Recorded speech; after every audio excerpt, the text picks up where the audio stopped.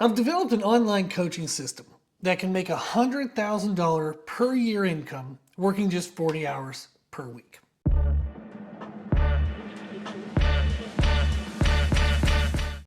In today's podcast, I want to answer the question, how many clients does it take to make $100,000 a year? I currently work with one-on-one clients, and over half of my clients are personal trainers. I have a wonderful collection of clients, people that are brand new to the gym, brand new to dieting, all the way up to professional athletes, Olympic athletes, elite total powerlifters, world record holders, IFBB pros, natural pro cards. So I work with people in performance, aesthetics, strength, general fitness, overall, any goal you can think of. I've worked with them.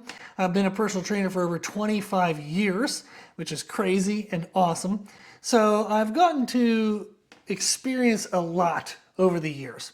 I have a background with a teaching certification. I've taught at the university level for over 7 years. I had a public gym for over 10 years.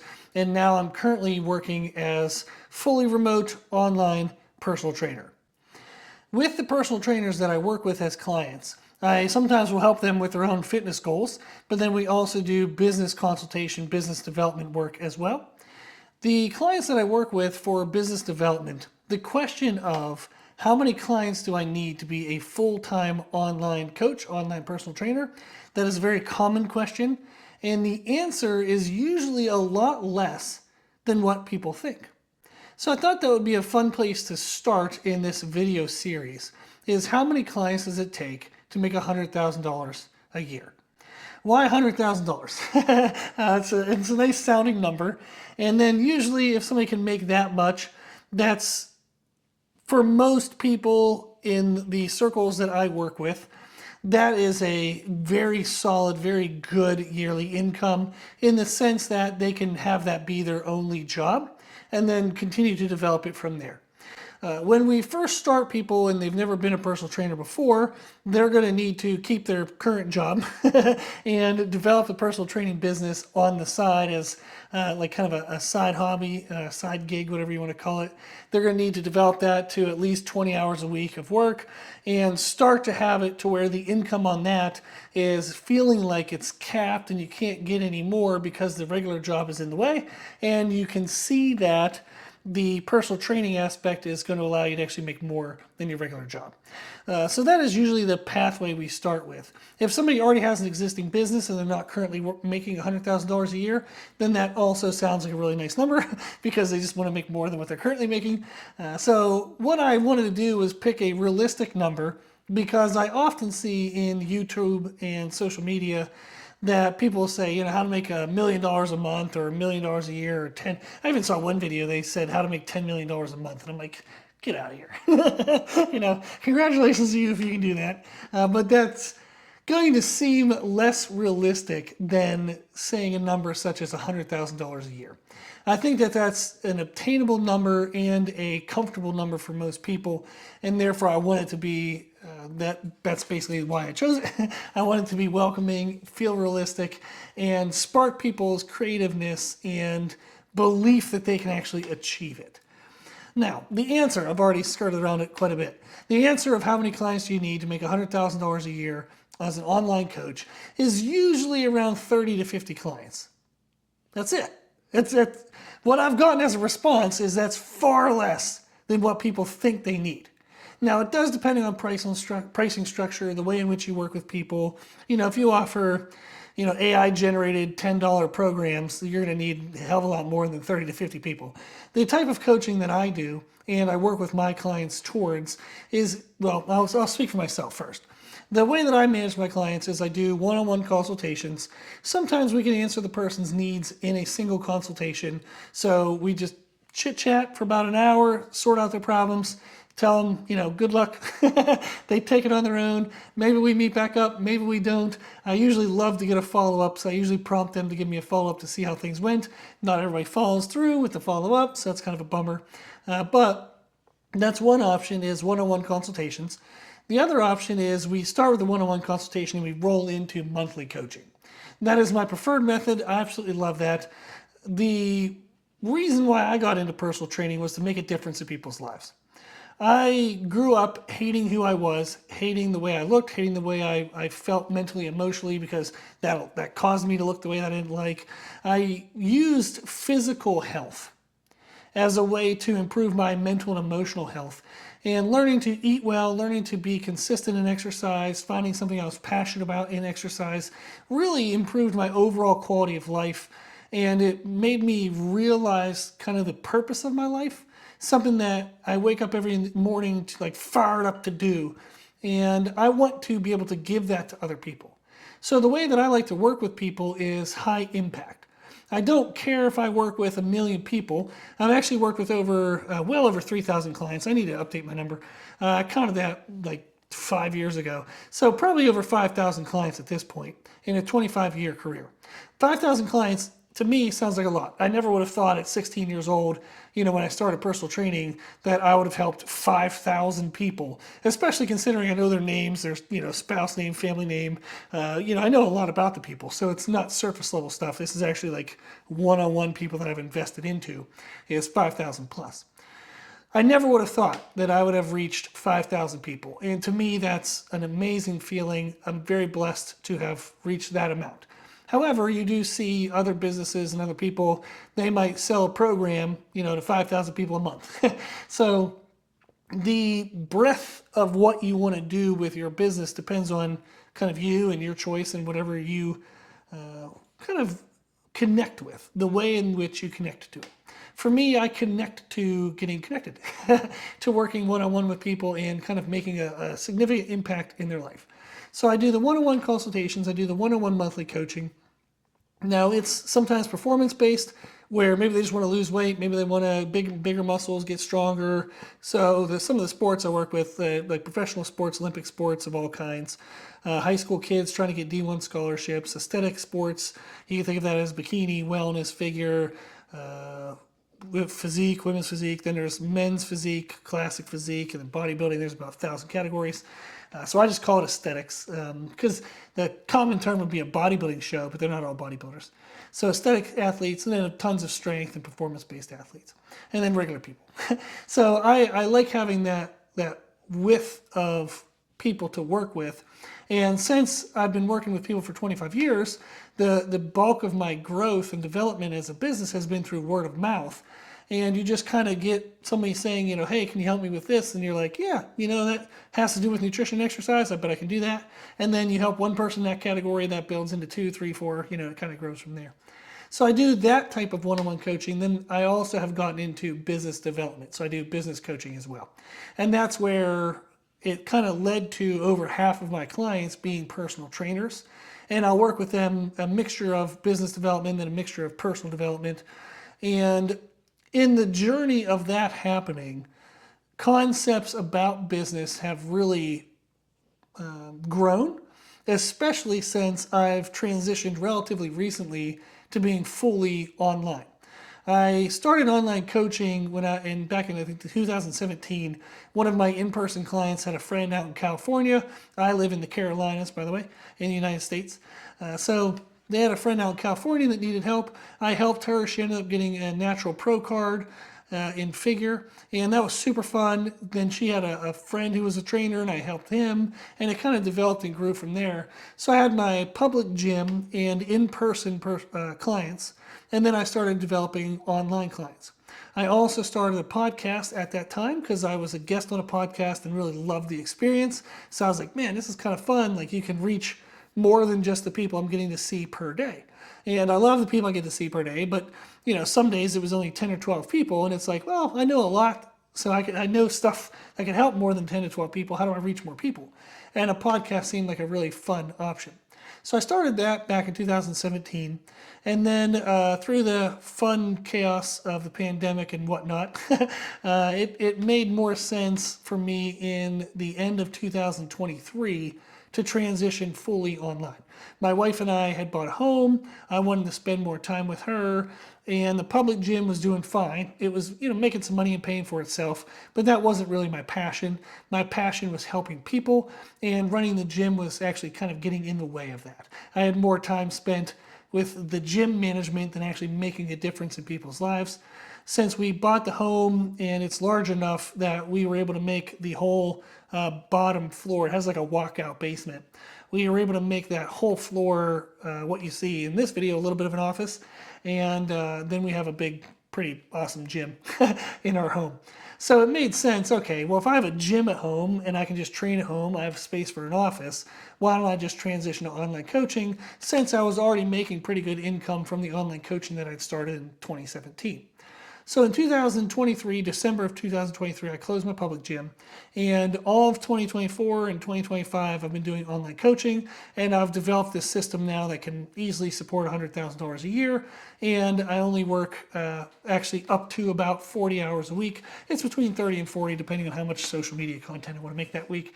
And then I get to work out and have a lot of fun and stay home all day, which as an introvert, I love. So in my process of doing that, as I've gone through that journey, the clients I work with have seen that happen through social media. We've talked, every week in our communications, and they just kind of hear a little bit about what's going on in my life. And the business development culture has seemed to grow towards that way as well. With the changes in 2020, a lot of people were looking for online coaching. So a lot of the clients I had worked with who were coaches at that time started saying, holy crap, if I can't meet with people in person, what am I going to do? So I started sharing with them what I knew about online coaching at that time.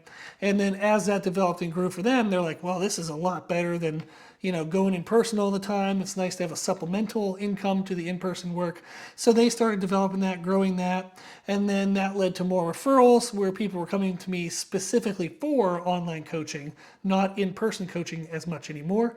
So it's really been fun to see that area develop. And then I've been able to, with the increased exposure, increased requests, increase of my focus on it all the time, all day, I've been able to build out my system more and more and more. And it's a system that I feel confident enough to start to make a video series now and podcast series talking about the business component. Usually the podcasts and videos I've made have focused a lot on nutrition. That's mostly what I like to focus on. Some training stuff in the past.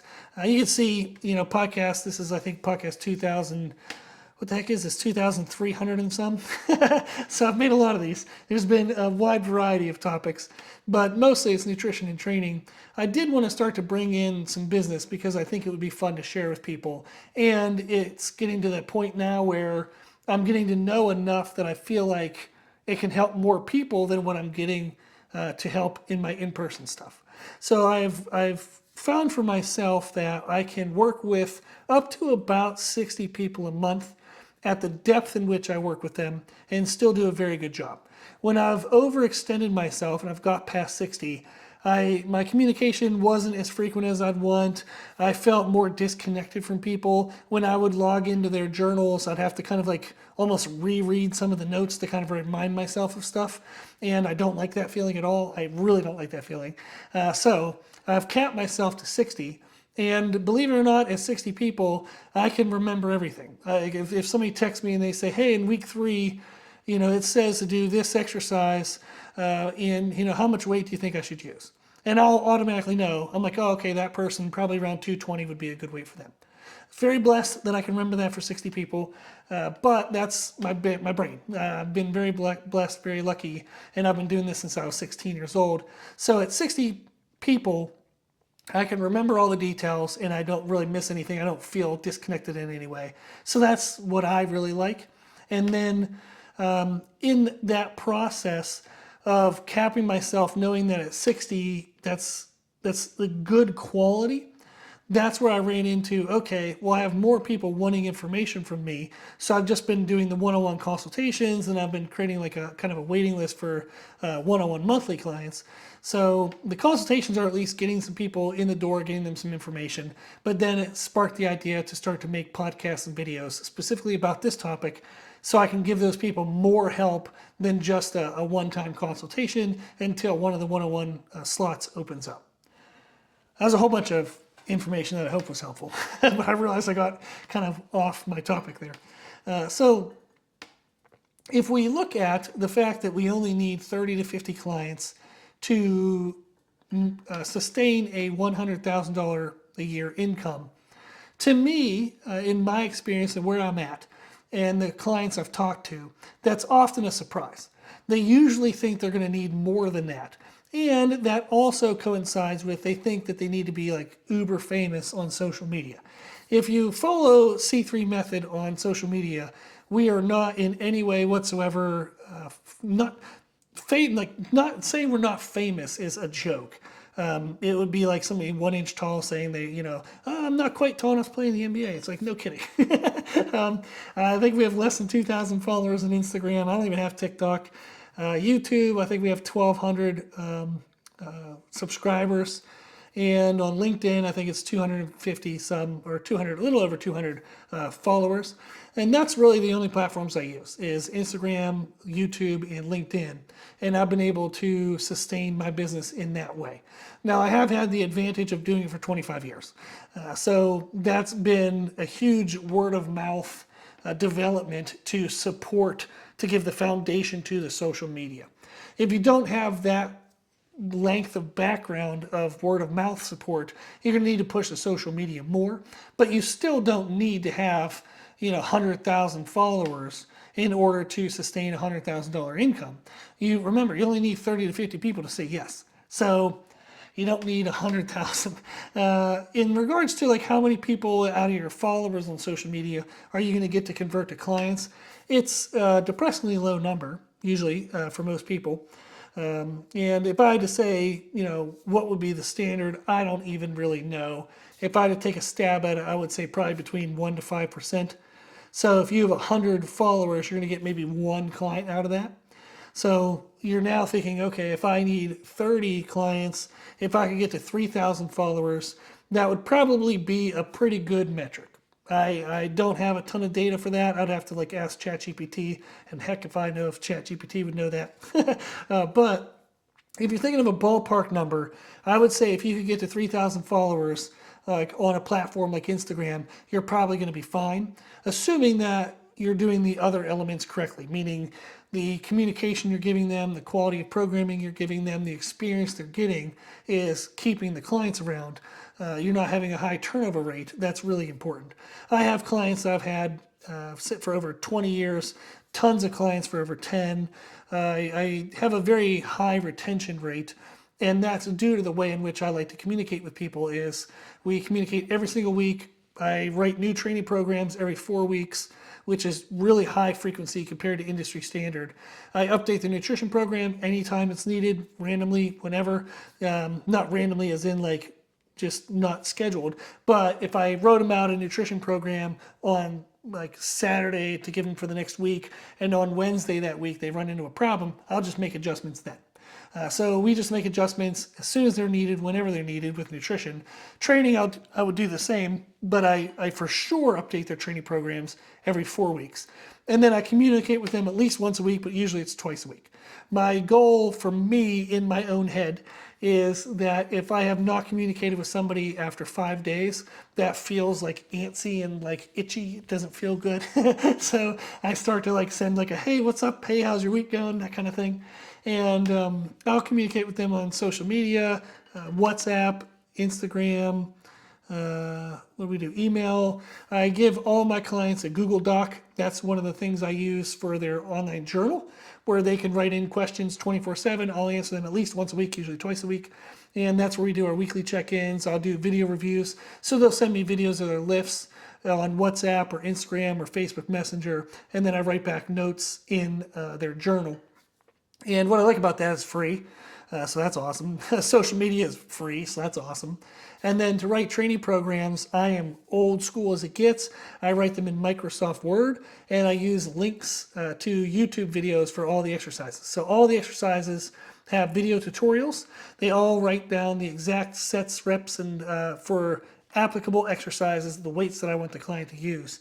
So the programs are very detailed, and I like Microsoft Word. It's what I used when I was 16. It's a format I'm comfortable with, and thankfully people will pivot and deal with it, and I don't have anybody complain. So I know some of my clients, they like to use Excel. Other of my clients, they'll use platforms like CoachRx and all the other things out there. I don't have anything against any of that stuff. Personally, why I don't use it is I don't need to, so I don't want to pay a monthly expense for a platform if I don't need to. The second thing is the exercise database that most of those apps have is inadequate in my mind. Again, I've been doing this for 25 years. I've experienced a lot. I know a lot. I work with a wide variety of clients.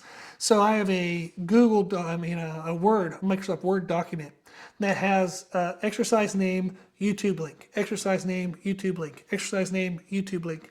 And it is over, at this point, 3,400 exercises. That's a lot. That's going to sound completely insane, but that is the, actually, let me pull that up real quick, make sure I'm saying that correctly. Where's that? Okay, here it is. So yeah, it's 354 pages in Microsoft Word. So 354 pages of just exercise name, link, exercise name, link. And then I use Control F to just say like, oh, okay, if I want them to do a dumbbell hang hold, reverse lunge, non-alternating, I just type in dumbbell hang hold reverse, and then it like auto-populates the options for that I have. And then I'll click the one that I want them to do, copy and paste it into the Microsoft Word document, then give them the sets and reps I want them to do for each week. And then I go to the next exercise, then the next exercise. So I build out their programs, custom, exercise by exercise, every 4 weeks. That is a very time-intensive version of creating programs. However, I can create an average program usually in about 30 to 60 minutes. It depends on the depth of the person. Some of the people I work with are more complex. They have more injuries, rehab kind of things, or we have more specificity in the goals. Maybe they work out. You have more workouts per week. You know, if I have somebody who just does full body workouts 3 times a week, I can get that written pretty quickly. However, if you have somebody who's, you know, world-class athlete and we have multiple like workouts per day, that's going to take me like an hour or more to kind of customize and create those formats and then put in the exercises I want. But that's the methods I use for creating the workouts. But again, that's free. So I like it because I don't have a lot of overhead. Since our business is in our house, that's our tax write-off, and we would already be paying the mortgage and whatnot. So I don't have any expense there. I don't use any special platforms for creating my content, and then for marketing, it's just like I said, Instagram, LinkedIn, and YouTube. And then I do have a podcast, which obviously if you're listening to this on the podcast, you're aware of that.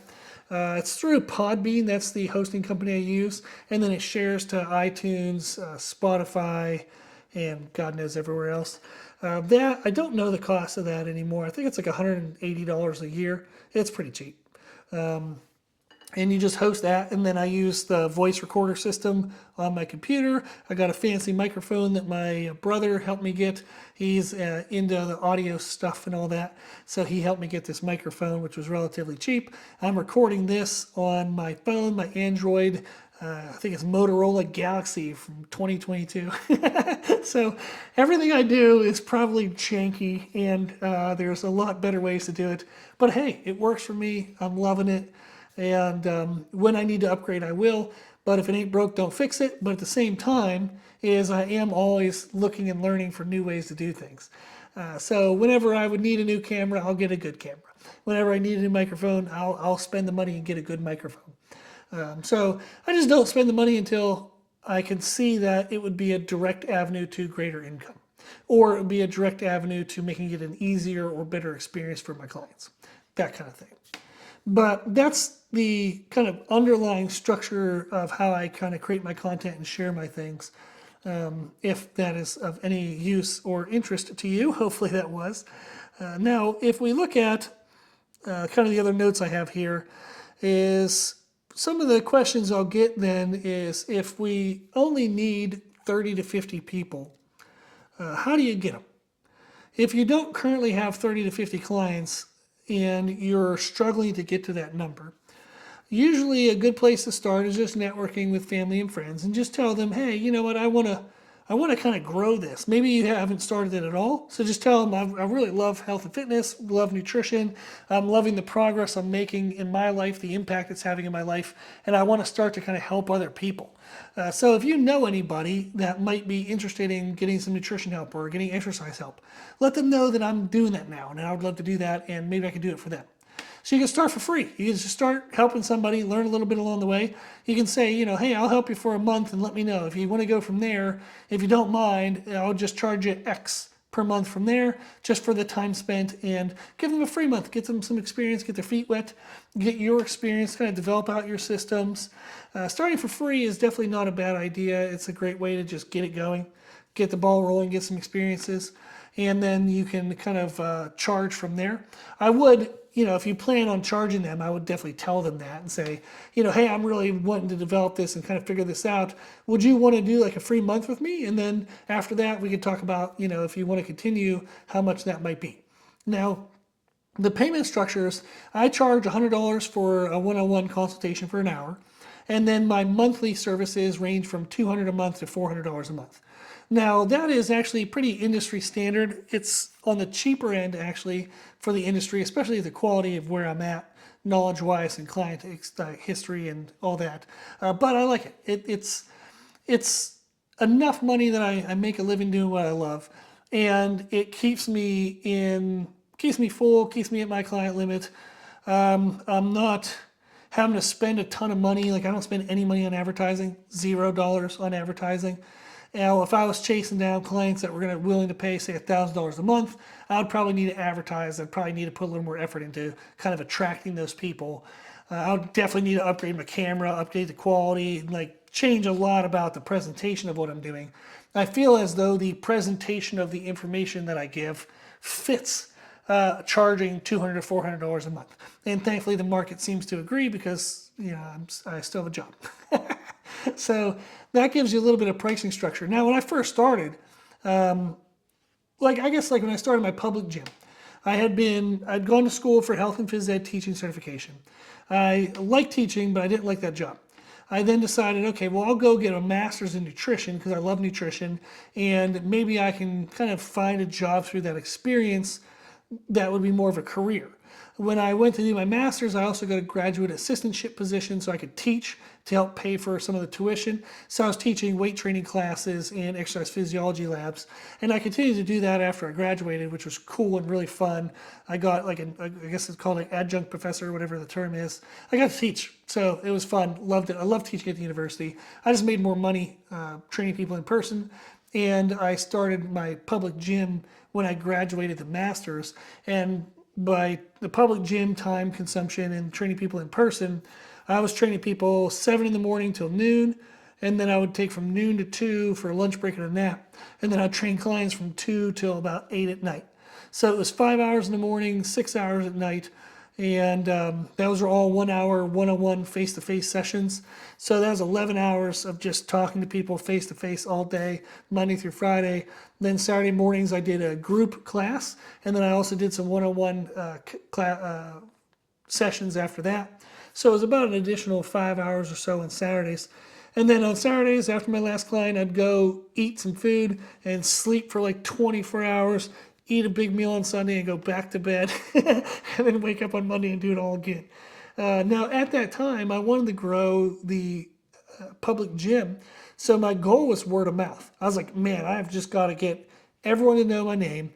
I need to prove to everybody in this area that I'm really good at what I do. So I started with just charging $20 an hour.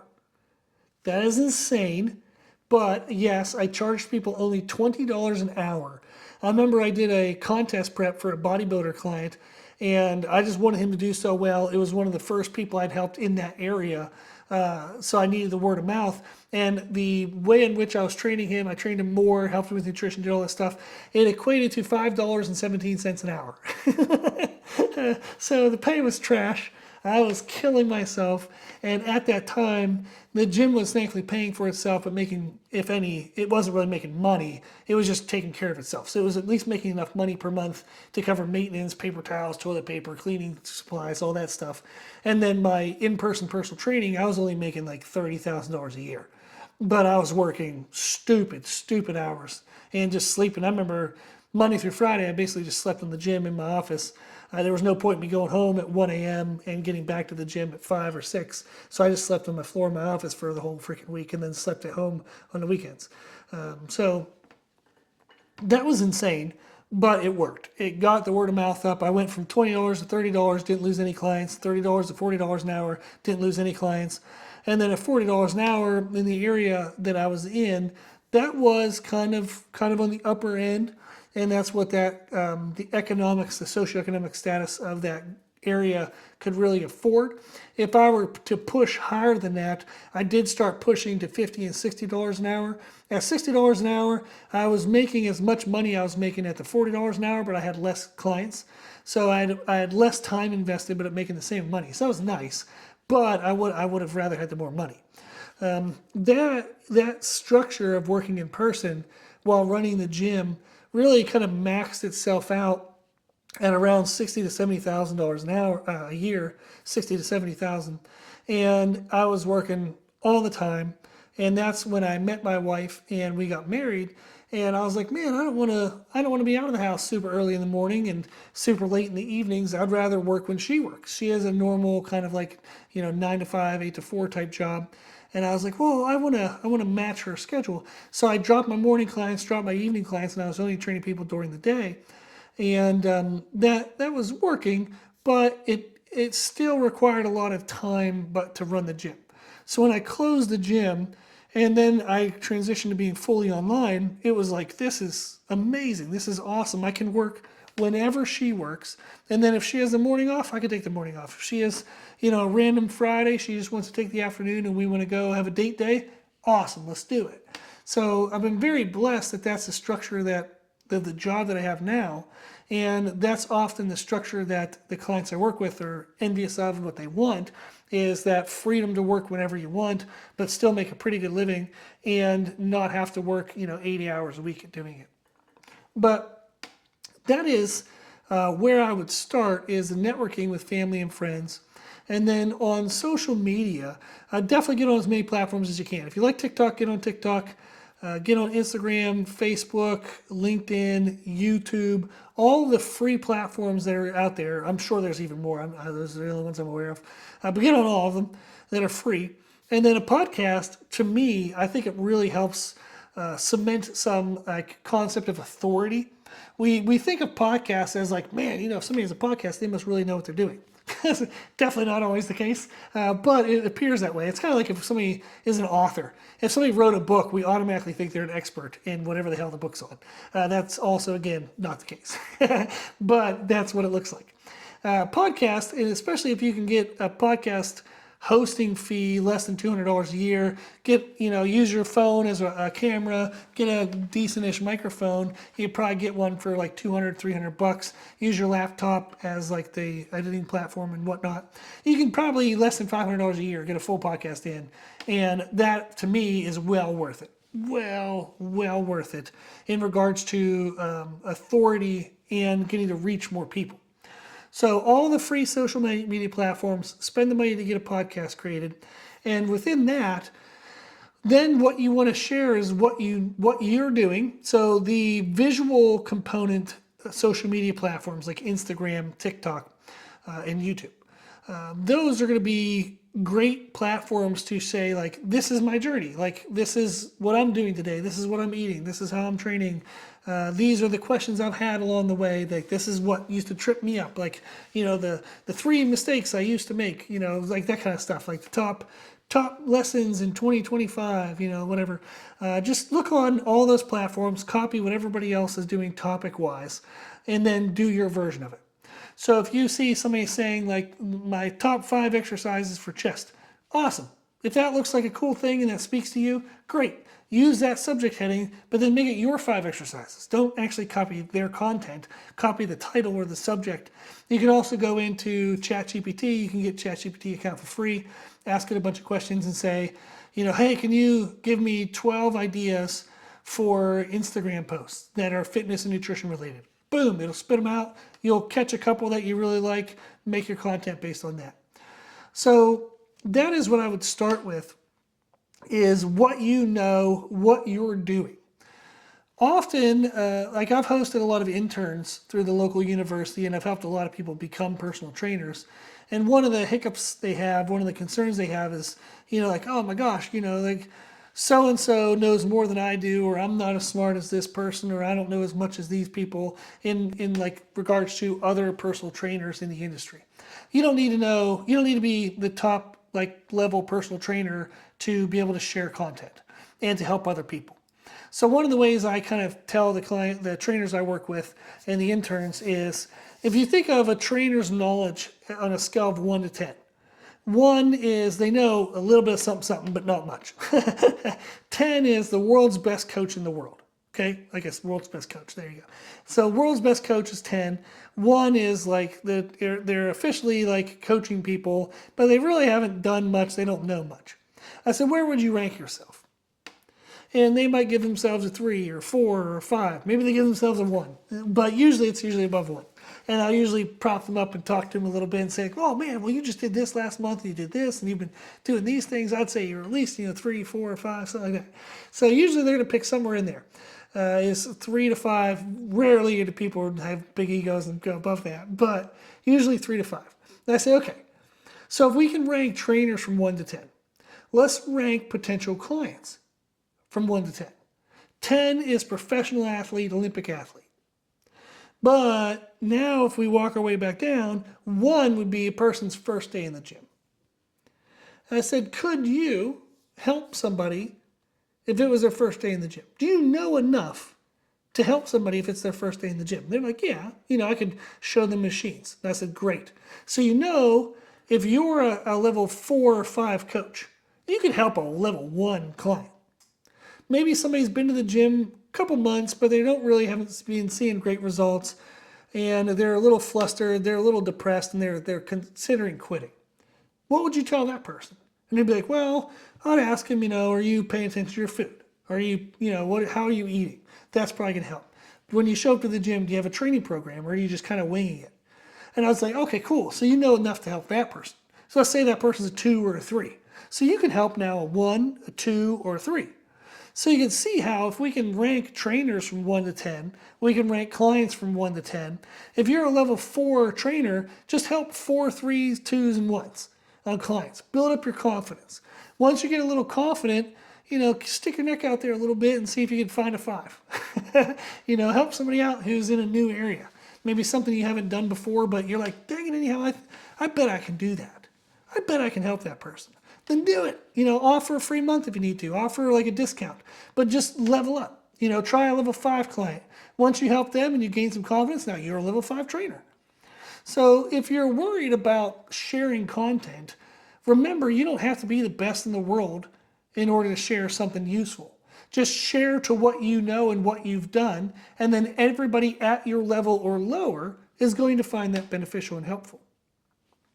The other hesitation that people will have is they're like, well, I don't have a lot of followers. And it's like, you don't need them.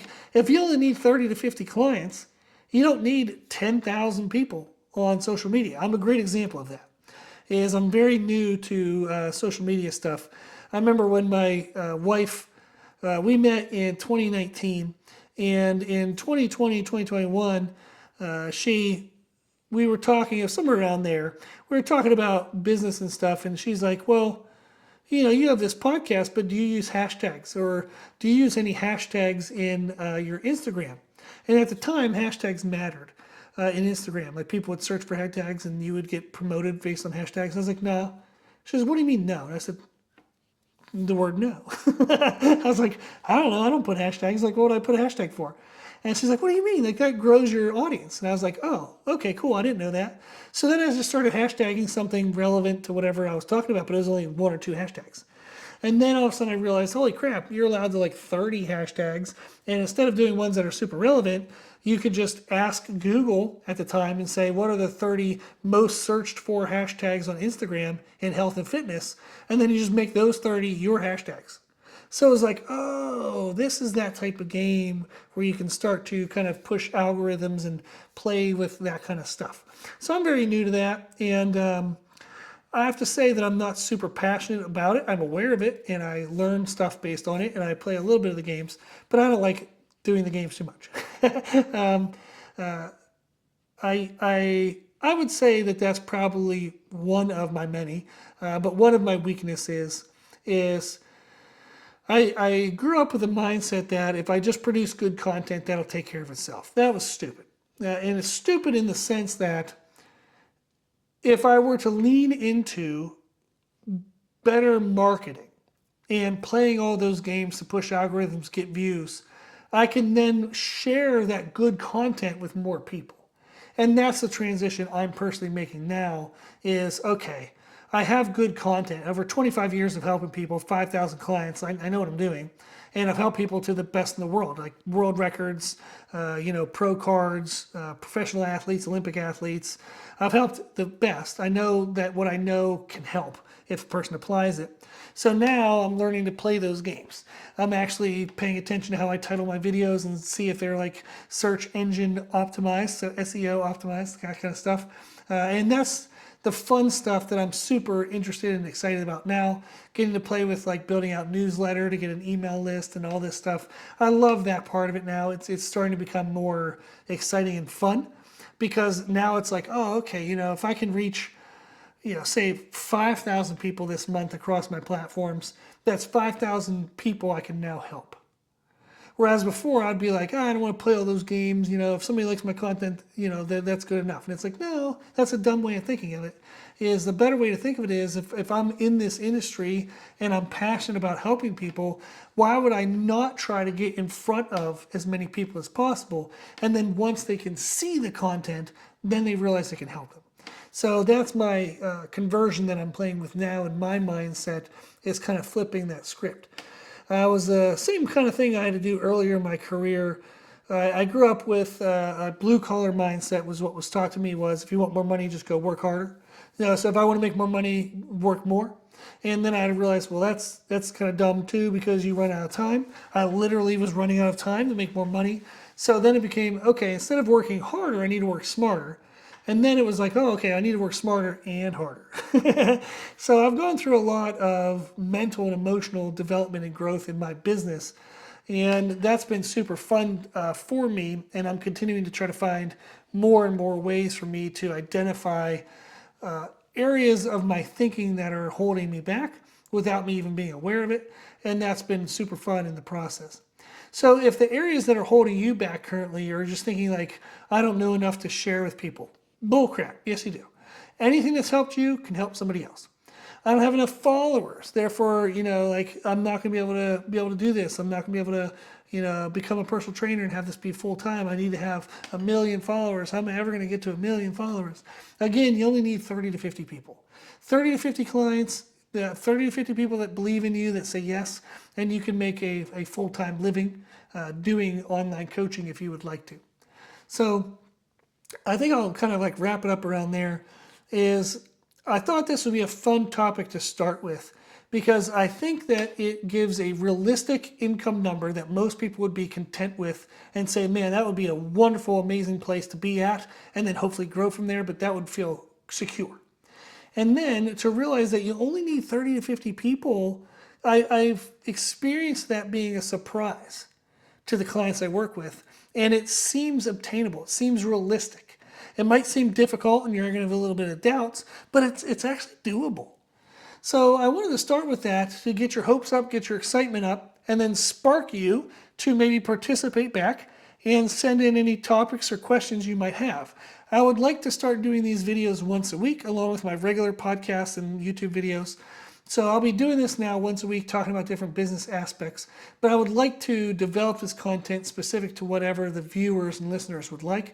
If you have any suggestions, any topics, put them in the comment section of whatever platform you're on. You can also reach out to us on our website, which is C3Method.com. The 3 is spelled out THREE. So it's CTHREE method.com. You can reach out to me there. You can find us on Instagram, YouTube, LinkedIn, all those places. And then we do have some new products coming out. Like I have a 5-step nutrition coaching system for personal trainers. I do a lot of B2B work, business to business. And I'm starting now to kind of convert those systems now to B2C, business to consumer. So that way people outside of the B2B development area can get to the content that I've been using to teach and build out personal training systems and structures for other gyms. I do a lot of ghostwriting and ghost programming for other trainers and gyms, and I do trainer staff development. And I'm trying to now take that content and switch it from a B2B model to a B2C model. And I'll be producing more of those products on our website through Kit. So it's c3method.kit.com. So again, CTHREE method.kit.com. So c3method.kit.com. You'll see there I have currently some nutrition products coming up, and I'll be developing more of the training stuff as well. But if you need anything, if you want anything, you can find us on all the platforms. Find us on our website, c3method.com. Basic generic email is just c3method@gmail.com as well if you want to shoot me an email. But hopefully this was helpful. If you find this content helpful, please share it to more people we can raise awareness to, the more people this content can help. So I appreciate it, and then hopefully they'll appreciate it because they're going to find some benefit out of it. But I thank you very much. Thank you for the opportunity to have this be what I get to do every day, and I just get to work as my passion, and my passion is my work, that kind of thing. I appreciate it very much. If you need anything, let me know. That's all. So thank you for watching, and thank you for listening.